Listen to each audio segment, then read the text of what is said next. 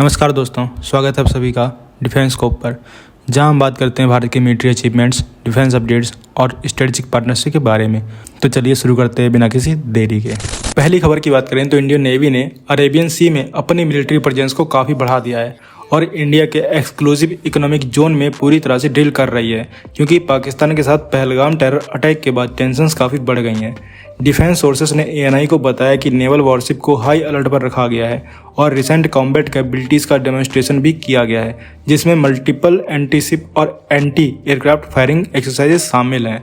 Worship high alert पर है और कई एंटी शिप और एंटी एयरक्राफ्ट फायरिंग एग्जीक्यूट की गई हैं, जो कॉम्बैट रेडीनेस दिखाने और रीजन में पोटेंशियल थ्रेट्स को रोकने के लिए की गई हैं। ये सब डिफेंस सोर्सेस ने एएनआई को बताया। इंडियन कोस्ट गार्ड ने भी गुजरात कोस्ट के पास इंटरनेशनल मैरीटाइम बाउंड्री के आसपास फॉरवर्ड एरियाज में वेसल्स डिप्लॉय की हैं। ये नेवी के साथ मिलकर सर्विलांस को इनहेंस करने के लिए काम कर रही है। इंडियन नेवी शिप्स ने successful multiple anti ship firings की थी ताकि प्लेटफॉर्म्स, सिस्टम्स और क्रू की रेडीनेस को रिवैलिडेट और डिमॉन्स्ट्रेशन किया जा सके long range precision offensive strikes के लिए। इंडियन नेवी हमेशा कॉम्बैट रेडी, क्रेडिबल और फ्यूचर रेडी है, जो नेशन के मैरीटाइम इंटरेस्ट को कहीं भी, कभी भी, किसी भी तरीके से सेफगार्ड करने के लिए तैयार है।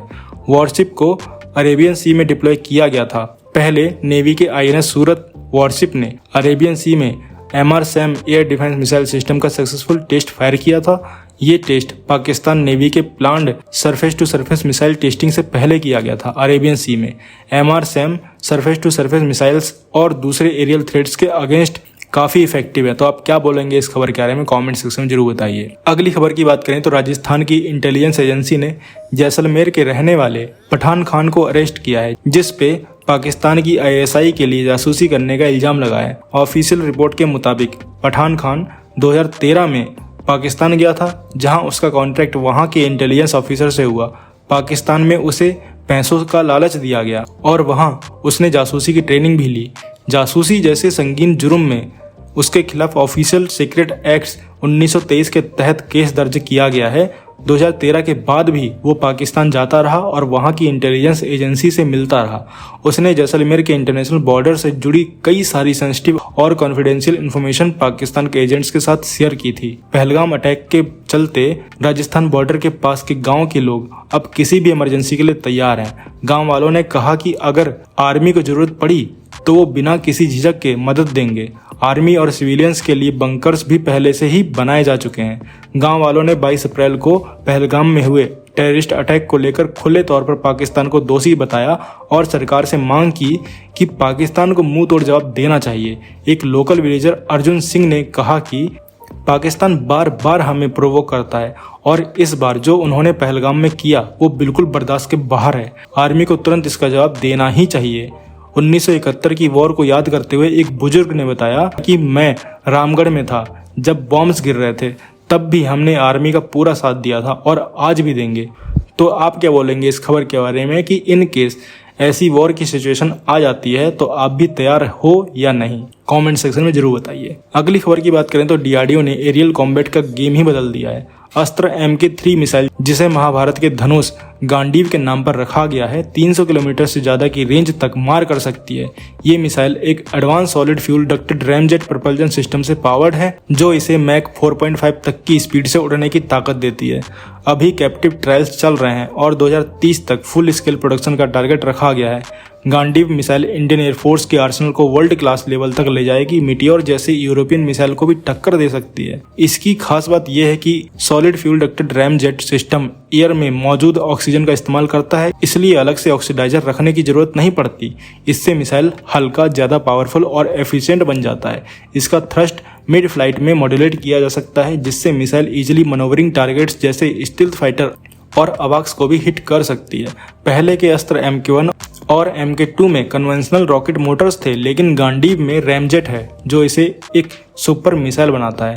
सिर्फ 220 kg का वेट होने की वजह से ये SU-30 MKI HAL के तेजस, राफेल और MiG-29 जैसे एयरक्राफ्ट पर आसानी से फिट हो जाती है। अभी SU-30 MKI एयरक्राफ्ट पर माउंटेड इमेजेस भी सामने आई हैं, जिसका मतलब है कि DRDO ने कैप्टिव फ्लाइट ट्रायल्स शुरू कर दिए हैं। DRDO ने कंफर्म किया है कि 2025 के एंड तक इंटीग्रेशन कंप्लीट हो जाएगी। उसके बाद 3 से 4 साल तक यूजर ट्रायल्स होंगे। ये मिसाइल चाइना के G-20 स्टील्थ जेट्स और पाकिस्तान के PL-15 मिसाइल का भी मुकाबला करने के लिए बनाई गई है। ये पाकिस्तान के AIM-120C AMRAAM और चाइना के PL-15E मिसाइल से कई गुना पावरफुल है। Solid fuel doctor ramjet technology पे इंडिया और रसिया 2013 से काम कर रहे हैं।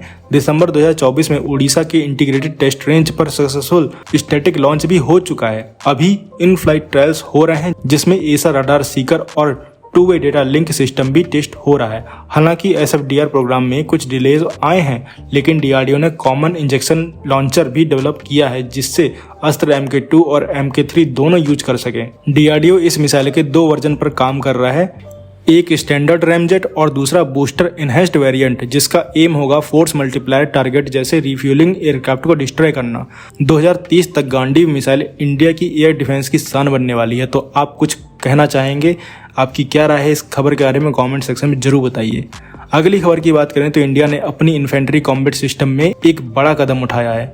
FICV यानी फ्यूचरिस्टिक इन्फेंट्री कॉम्बैट व्हीकल के लिए बनाए गए क्रूलेस 30 mm टरेट का सक्सेसफुल फायरिंग ट्रायल हो चुका है।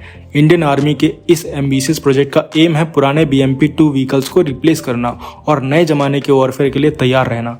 ये टरेट रिमोट कंट्रोल से ऑपरेट होता है, मतलब सोल्जर्स को डायरेक्ट डेंजर जोन में जाने की जरूरत नहीं पड़ती। इसे एक प्रोटेक्टर कंपार्टमेंट से या किसी रिमोट स्टेशन से कंट्रोल किया जा सकता है, जिससे उनकी सेफ्टी काफ़ी बढ़ जाती है। रिसेंट फायरिंग ट्रायल्स में स्टैटिक और मूविंग टारगेट को सक्सेसफुली हिट किया गया। 30 mm कैनन्स ने हाई एक्यूरेसी दिखाई और ATGM लॉन्चर ने लॉन्ग रेंज टारगेट को भी डिस्ट्रॉय किया। इस टरेट का डिजाइन DRDO के साथ कोलैबोरेशन में तैयार हुआ है और इसमें कई एडवांस सिस्टम लगे हुए हैं, जैसे 360 डिग्री पैनोरामिक कमांडर साइट और integrated fire control system. FICV project की एस्टिमेटेड कॉस्ट $10 बिलियन से ज़्यादा है और ये मेक इन इंडिया इनिशिएटिव के तहत आ रहा है। इस प्रोग्राम में टाटा, महिंद्रा और ऑर्डिनेंस फैक्ट्री जैसे कंपनीज इन्वॉल्व हैं। तो आप क्या बोलोगे इस खबर के बारे में कमेंट सेक्शन में जरूर बताइए। तो दोस्तों, ये थी आज की डिटेल्ड अपडेट्स हमारे भारत के डिफेंस और इंटरनेशनल स्ट्रेटजीज के बारे में। अगर आपको ये वीडियो इन्फॉर्मेटिव लगा हो तो लाइक करें, शेयर करें और चैनल को सब्सक्राइब करना ना भूलें। आपका सपोर्ट हमें और बेहतर कंटेंट बनाने के लिए मोटिवेट करता है। मिलते हैं नेक्स्ट वीडियो में। थैंक्स फॉर वॉचिंग एंड जय हिंद, जय भारत।